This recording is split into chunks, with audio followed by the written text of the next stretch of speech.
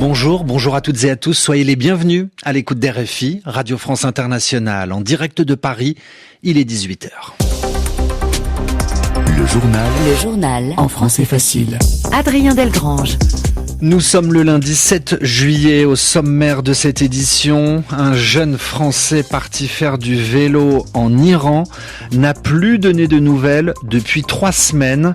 Une disparition inquiétante pour les autorités françaises. L'actualité aux États-Unis, ridicule la création d'un parti politique par Elon Musk, réaction de l'actuel président américain Donald Trump. Et puis nous irons en Australie quand un dîner aux champignons toxiques vire au drame. La suite, Jeanne Bartoli nous la raconte à la fin du journal. Commençons ce journal parce que les autorités appellent une disparition inquiétante.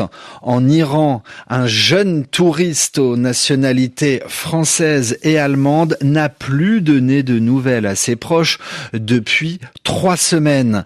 Pas un message envoyé depuis le 16 juin dernier. Il s'appelle Lennart Mortelos, il a 18 ans. Il faisait un voyage à vélo pour découvrir le monde. Cette disparition inquiétante intervient dans un contexte où l'Iran met en œuvre une politique délibérée de prise d'otages occidentaux.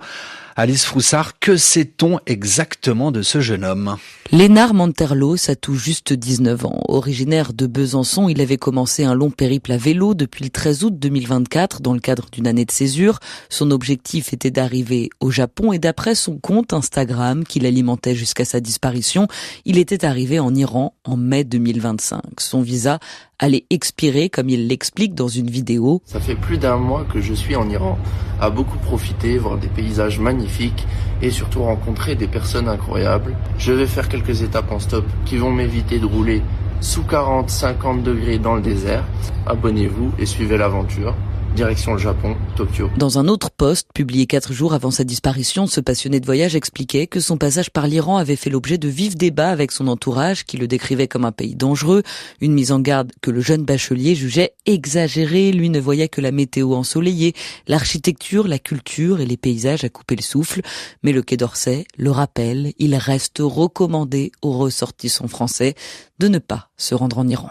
Et pour rappel, Cécile Kohler, Jacques Paris, 2 autres Français sont détenus en Iran maintenant depuis 3 ans et ils encourent d'ailleurs la peine de mort. Aux États-Unis, Donald Trump réagit à la création d'un nouveau parti par Elon Musk, son ancien ami.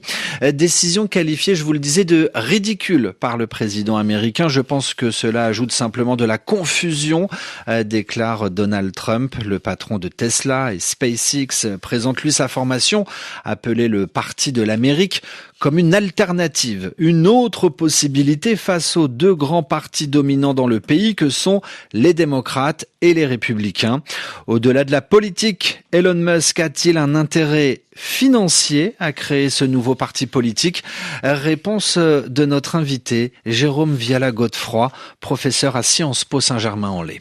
D'un point de vue purement des affaires, du business, ce n'est pas forcément très intéressant. Je pense pas qu'il le fasse simplement pour aider Tesla, puisqu'on voit que d'ailleurs à chaque fois qu'il se lance en politique ou qu'il parle de politique, les actions de Tesla baissent.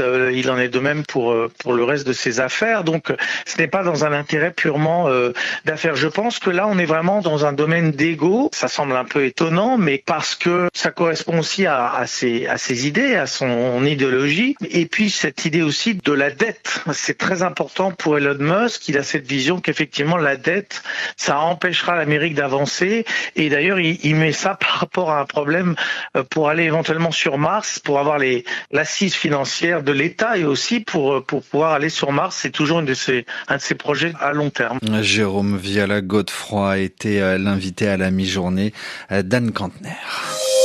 Le journal en français facile. Dans l'actualité française, il est 18h05 à Paris.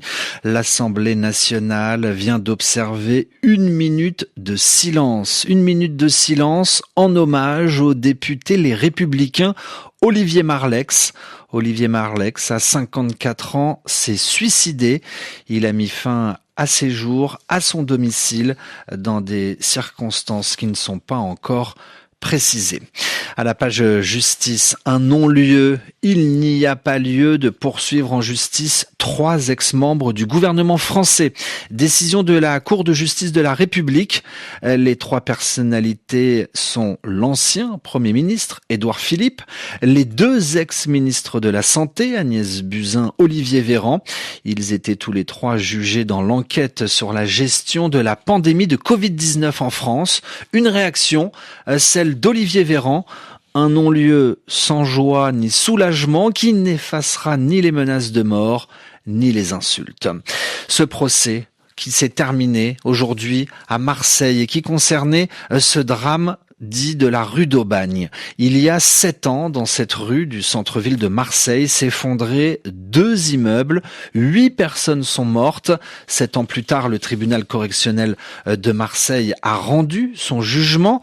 Alors, parmi les 16 personnes jugées, 3 ont été condamnées à de la prison ferme. Un jugement qui ne satisfait pas Francis Verned.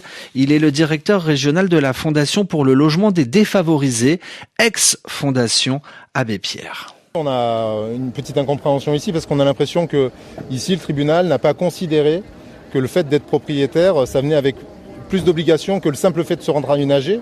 Les effondrements, c'est l'effondrement d'habitats indignes, de taudis, avec de la fissure, avec de la moisissure, avec des portes qui ne ferment pas. Je pose quand même la question, c'est quoi le message qu'on envoie aujourd'hui à tous les petits propriétaires? C'est, si des experts passent, vous n'avez rien à en dire par ailleurs, faites-leur une entière confiance. Et là, on voit qu'il y a une difficulté première.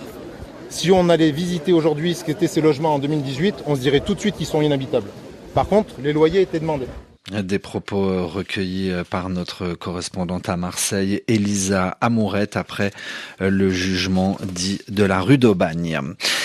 Nous sommes en Australie à présent avec un procès marathon, un procès très long qui a tenu en haleine, qui a tenu toute l'attention des Australiens ces dernières semaines. C'est une mère de famille âgée de 50 ans. Elle a été reconnue coupable par un jury de l'État de Victoria d'avoir assassiné 3 personnes avec des champignons toxiques.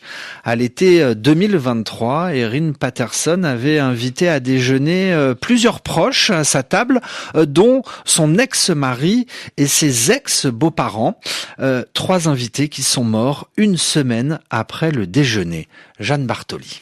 Elle aura maintenu sa version tout au long du procès. Elle n'a jamais eu l'intention de tuer ses convives lors du déjeuner auquel elle avait invité 4 membres de sa belle famille. Au menu ce jour-là, du bœuf Wellington, une spécialité anglaise, sauf que la viande avait été mixée avec des amanites phalloïdes, champignons ultra toxiques. 1 semaine plus tard, 3 invités dont les parents de son ex-mari, lui-même convié, mais qui avait décliné l'invitation, décèdent à l'hôpital. Ce n'est que quelques mois plus tard qu'Erin Patterson sera arrêtée en raison de failles dans sa version. Lors de son procès, les éléments à charge se multiplient. La provenance inconnue des champignons, l'accusé qui avait pris soin de différencier clairement son assiette de celle de ses convives. Reste l'énigme principale qui demeure, comment une mère de famille bien insérée a pu en arriver là. De nombreux témoins à la barre ont dressé le portrait d'une personnalité ordinaire qui entretenait certes des relations conflictuelles avec son ex-mari et qui en voulait à sa belle famille de ne pas assez la soutenir, mais c'est une situation somme toute courante. Selon l'une de ses amies, Erin Patterson était passionnée par des documentaires criminels, membre d'un groupe Facebook où l'on discutait des meurtres les plus célèbres du pays et où figure peut-être déjà son propre nom.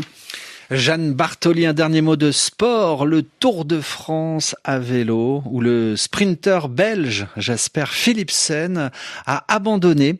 Il abandonne après une lourde chute lors de la 3e étape du jour entre Valenciennes et Dunkerque. Ainsi se referme ce journal en français facile que vous pouvez lire et écouter à tout moment sur notre site internet françaisfacile.rfi.fr. À demain pour une nouvelle édition.